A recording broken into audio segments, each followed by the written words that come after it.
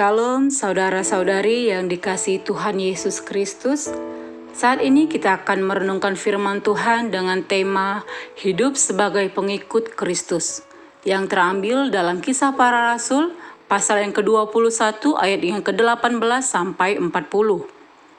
Saudara-saudari yang dikasihi Tuhan Yesus Kristus, firman Tuhan saat ini menceritakan tentang perjalanan Rasul Paulus ke kota Yerusalem. Paulus sangat antusias untuk segera pergi ke Yerusalem. Bahkan Paulus sampai mengorbankan perjalanannya ke kota Efesus. Kita dapat melihat dalam Kisah Para Rasul pasal yang ke-20 ayat yang ke-13 sampai 16. Bukan hanya itu, Paulus juga tidak menghiraukan nasihat dari beberapa saudara seiman yang melarangnya untuk pergi ke Yerusalem. Jika Paulus berangkat ke Yerusalem, maka ia akan ditangkap dan diikat. Namun Paulus mengatakan bahwa ia rela bukan hanya diikat, tetapi juga untuk mati di Yerusalem.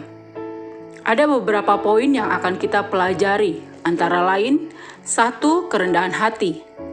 Pada awalnya ketika Paulus dan rekan sepelayanannya tiba di Yerusalem, semua saudara seiman menyambut mereka dengan suka hati. Ketika Paulus mengunjungi Yakobus, semua penatua telah hadir di situ. Paulus menceritakan tentang perbuatan Allah di antara bangsa-bangsa lain dalam pelayanannya. Ketika mendengar itu, pada awalnya mereka memuliakan Allah. Namun tanpa basa-basi, mereka langsung menceritakan beberapa tuduhan palsu yang dilontarkan oleh saudara-saudara seiman dari antara orang-orang Yahudi kepada Paulus. Saat itu ada informasi yang beredar bahwa Paulus mengajarkan kepada orang-orang Yahudi untuk melepaskan hukum Musa atau hukum Taurat. Mereka memerintahkan Paulus untuk mentahirkan dirinya di bait Allah. Selain itu, Paulus juga harus menanggung biaya pentahiran keempat orang saudara yang lain. Tanpa memberi kesempatan untuk mengklarifikasi atau membela dirinya, mereka langsung menghakimi Paulus. Mereka lupa akan status Paulus sebagai seorang rasul Allah. Walaupun demikian, dengan kerendahan hatinya, Paulus tetap melakukan apa yang dikatakan oleh penatua itu. Paulus memiliki kerendahan hati yang luar biasa. Paulus melakukan itu semua karena Paulus menghormati hukum Taurat dan demi terciptanya kesatuan di antara jemaat Tuhan. Poin yang kedua, siap menderita bagi Kristus. Tidak cukup sampai di situ. Ketika pentahiran hampir selesai, Paulus kembali mengalami pergumulan. Dan kali ini lebih serius dari sebelumnya. Orang-orang Yahudi yang datang dari Asia membuat tuduhan palsu dan memprovokasi rakyat untuk menangkap Paulus. Mereka berkata bahwa Paulus menentang bangsanya, menentang hukum Taurat, dan menajiskan bait Allah. Bahkan mereka berencana untuk membunuh Paulus. Rakyat banyak pun terpengaruh. Mereka menangkap Paulus, menyeretnya keluar dari bait Allah, dan memukulinya. Lagi-lagi mereka menghakimi Paulus tanpa menyelidiki kebenarannya. Peristiwa ini pun terdengar oleh kepala pasukan Romawi.